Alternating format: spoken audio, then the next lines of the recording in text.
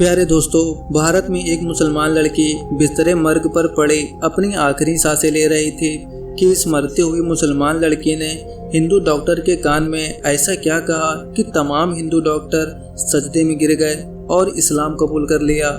इस वाक़े की तफसील जानकर आपका ईमान ताज़ा हो जाएगा। इस मुसलमान लड़की का पूरा वाक़या जानने के लिए वीडियो को आखिर तक ज़रूर देखिएगा। और अगर आप नौ मुस्लिम की वीडियोस को देखना पसंद करते हैं तो आप हमारा चैनल राह जन्नत ऑफिशियल को सब्सक्राइब कर सकते हैं, क्योंकि हम इसी तरह की नौ मुस्लिम की वीडियोस लाते रहते हैं। प्यारे दोस्तों, ये वाक़या है साइमा नामी एक मुसलमान लड़की का, जिसकी उम्र 16 साल थी। ये भारत की रियासत आंध्र प्रदेश की रिहायशी थी। इसने एक मुसलमान घराने में आँख खोली। इसके वालिद इमाम मस्जिद थे और वालिदा इंतहाई नेक खातून थी। मजहबी घराना होने की वजह से बचपन से ही साइमा दीन की जानिब रागिब हो चुकी थी। यहाँ तक कि महज 10 साल की उम्र तक पहुँचते ही इसने कुरान करीम हिफ्ज़ भी कर लिया, जबकि साइमा इस्लामी कुतुब का मुताला करती रहती। इसी दीनी तालीम पर काफ़ी उबूर हासिल हो चुका था और ये अपने स्कूल में अक्सर इस्लामी सरगर्मियों में हिस्सा भी लेती रहती। यही वजह थी कि इसे पूरा स्कूल अच्छी तलबा के तौर पर जानता था। एक बार जब वो स्कूल से लौटी तो उसने अपनी वालिदा को बताया कि उसके पेट में दर्द है, जिस पर साइमा की वालिदा ने उसे घर में पड़े पेट दर्द की दवा खिला दी। वक्ती तौर पर उस दवाई से साइमा को पेट दर्द का आराम आ गया और वो अपनी पढ़ाई में मसरूफ़ हो गई। चंद दिन मज़ीद गुजरे तो एक बार फिर से साइमा के पेट में दर्द उठा, मगर इस बार इस दर्द की शिद्दत नाकाबिले बर्दाश्त थी।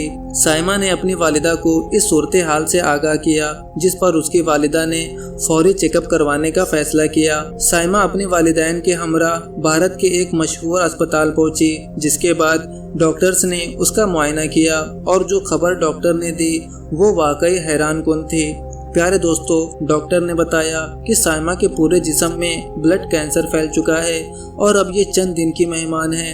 डॉक्टर की टीम के मुताबिक साइमा ज़्यादा से ज़्यादा 3 माह ही जिंदा रह सकती थी। ये खबर तो जैसे साइमा और इसके वालिदैन पर बिजली बनकर गिरी। सभी ये सोच रहे थे कि आखिर साइमा को ये बीमारी कैसे लगी।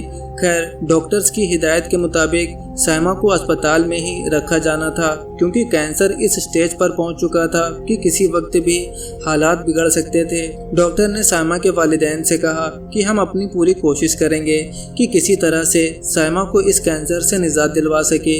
इसके लिए साइमा को 3 महीनों तक अस्पताल में रखा जाएगा। साइमा के वालिदैन ने हामी भर ली और इलाज के लिए रकम का बंदोबस्त भी कर लिया गया। साइमा भी इस सारी सूरत हाल पर परेशान थी, ताहम इसने इंतहाई हिम्मत और समझदारी से काम लेते हुए अपने वालिदैन को हौसला दिया और कहा कि हमारा रब बीमारी से इंसान को आजमाता है कि वो इंसान रब का कितना शुक्रगुजार है। ये बीमारी हमारी आजमाइश है। ये सुनकर साइमा के वालिदैन अपनी बेटी की इस हिम्मत पर फख्र महसूस करने लगे। दूसरी जानिब अस्पताल इंतज़ामिया ने काबिल डॉक्टर्स की एक टीम तश्कील की, जिसे दिन रात के मुख्तलिफ औकात में साइमा का इलाज करना था। इस टीम में शामिल तमाम डॉक्टर्स हिंदू थे और इन्हें एक ऐसी मुस्लिम लड़की का इलाज करना था जो कैंसर के आखिरी स्टेज पर थी। बहरहाल तमाम तर तैयारियों के बाद डॉक्टर्स ने साइमा का इलाज शुरू कर दिया। साइमा का इलाज करने वाली इस टीम के सरबराह डॉक्टर देव आनंद थे। वो बाकायदगी से साइमा का चेकअप करते और दीगर डॉक्टर्स को हिदायत देते कि अब आगे क्या करना है। प्यारे दोस्तों, कैंसर से लड़ने वाली साइमा, जो कि शदीद अजियत में मुब्तला थी, वो दिन रात रब से दुआएं करती कि मेरे अल्लाह, मुझे इस बीमारी से निजात अता कर। एक दिन डॉक्टर देव आनंद सुबह के वक्त जब साइमा का चेकअप करने आए तो उन्होंने महसूस किया कि साइमा बड़ी तरन्नुम के साथ कुछ पढ़ रही है और इसका चेहरा इंतहाई पुरसुकून है, जैसे इसे कोई बीमारी ही ना हो। ये देखकर डॉक्टर देव आनंद बहुत हैरान हुए। उन्होंने साइमा से पूछा कि साइमा बेटी, तुम ऐसा क्या पढ़ रही हो कि जिसकी वजह से तुम्हारे चेहरे पर सुकून और इत्मीनान है। जिस पर साइमा ने डॉक्टर देव आनंद को बताया कि वो कुरान करीम की तिलावत कर रही है। जिस पर डॉक्टर देव आनंद ने साइमा से पूछा कि कुरान करीम मुसलमानों की मजहबी किताब है, मगर इसके पढ़ने से क्या फ़वाइद हासिल होते हैं। जिस पर साइमा ने कहा कि डॉक्टर साहब, ये कलाम इलाही है और इसमें इतनी तासीर है कि अगर नेक नियति के साथ इसे पढ़ा जाए तो इंसान के बिगड़े काम बन जाते हैं بیماریاں دور ہو جاتی ہیں اور انسان کو ذہنی، قلبی اور روحانی سکون نصیب ہوتا ہے۔ ڈاکٹر دیو آنند نے سائمہ کے یقین اور ایمان کو دیکھا تو ان سے رہا نہ گیا۔ انہوں نے سائمہ سے کہا کہ کیا وہ مجھے قرآن کریم گفٹ کر سکتی ہے تاکہ وہ بھی اس کے مطالعے سے خود کو سکون دے سکے، جس پر سائمہ نے گھر سے قرآن کریم منگوا کر ڈاکٹر دیو آنند کو دے دیا۔ پیارے دوستو، اب یہ معمول بن گیا کہ جب بھی ڈاکٹر دیو آنند سائمہ کا چیک اپ کرنے آتے تو وہ قرآن کریم کی کسی نہ کسی آیت کا مفہوم اور معنی سائمہ سے پوچھتے، جس پر سائمہ انہیں تفصیل سے بتاتی کہ فلاں آیت میں کیا حکم ہوا ہے اور اللہ انسانوں سے کیا فرماتا ہے۔ رفتہ رفتہ ڈاکٹر دیو آنند کو معلوم ہوتا چلا گیا کہ دین اسلام ہی سچا دین ہے، باقی ادیان اسلام کے آنے کے بعد منسوب ہو چکے ہیں۔ یہی وجہ تھی کہ ڈاکٹر دیو آنند کی دل کی دنیا ہی بدل گئی۔ انہوں نے مکمل ارادہ کر لیا کہ وہ جلد ہی سب کے سامنے اسلام قبول کر لیں گے۔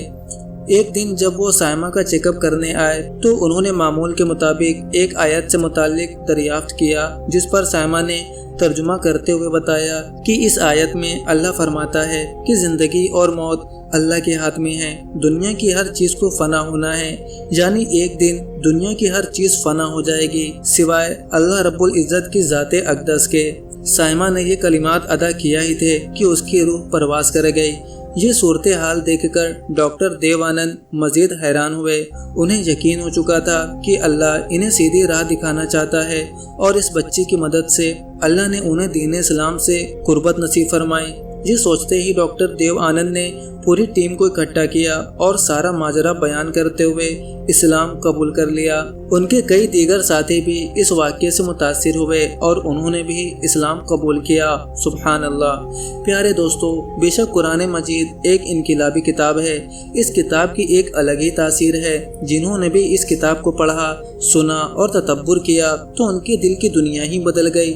یہاں تک کہ اگر کافر نے بھی قرآن کریم کو سنا تو وہ بھی اس سے متاثر ہوئے بغیر نہ رہ سکا، اور بیشتر نے تو صرف قرآن کریم سن کر ہی اسلام قبول کر لیا، جیسا کہ حضرت عمر فاروق رضی اللہ تعالی عنہ قبول اسلام سے قبل اسلام کے سخت مخالف تھے، مگر جب انہوں نے قرآن کریم سنا تو فوراً ہی مشرف با اسلام ہو گئے۔ اسی طرح حبشہ کا بادشاہ نجاشی عیسائی تھا، مگر مکہ مکرمہ کے مظلوم مسلمان یعنی صحابہ کرام ہجرت کر کے حبشہ گئے اور انہیں وہاں پناہ ملی۔ بالآخر مکہ کے کافروں نے بادشاہ سے ملاقات کی اور مسلمانوں کو مکہ واپس کرنے کی ڈیمانڈ کی تو دربار میں مسلمانوں کو طلب کیا گیا۔ بادشاہ کے دربار میں بات چیت کرنے کے لیے جعفر تیار کھڑے ہوئے اور اسلام کی بہترین نمائندگی کی اور انہوں نے سورۃ المریم کی ابتدائی آیات تلاوت کی۔ بادشاہ کافر تھا مگر رب عظیم کا کلام سن کر رونے لگا اور پھر مسلمان ہو گیا۔ اسی طرح نبی اکرم صلی اللہ علیہ وسلم طائف سے جب واپس ہوئے تو وادی نخلا میں نماز پڑھنے کے بعد قرآن کریم کی تلاوت کر رہے تھے تو اسی دوران جنات کی جماعت تشریف لائی اور قرآن کریم سن کر مسلمان ہو گئے۔ سبحان اللہ۔ تو دوستو، آپ کو آج کی یہ ویڈیو کیسی لگی ہمیں کمنٹ کر کے ضرور بتائیے گا۔ ویڈیو پسند آئی ہو تو ویڈیو کو لائک کریں، زیادہ سے زیادہ شیئر کریں، اپنا بہت سارا خیال رکھیں۔ شادی شدہ زندگی خراب نہ ہونے دیں، اپنائیے افریقہ کی جڑی بوٹیوں سے بنی یہ بہت ہی کامیاب آیورویدک دوا، کیونکہ پروسوں میں مردانہ کمزوری کبھی بھی آ سکتی ہے اور ہماری ہنسی خوشی زندگی بھی غموں میں تبدیل ہو جاتی ہے اور اکثر یہی وجہ دوریوں کا باعث بنتی ہے۔ تو دوستو، اگر آپ بھی اس طرح کی پریشانیوں سے جوجھ رہے ہیں تو ہم سے واٹس ایپ پر رابطہ کریں۔ صرف ایک ہی مہینہ اس دوا کو کھانی ہوتی ہے، اس کے بعد بیماری جڑ سے ختم ہو جاتی ہے۔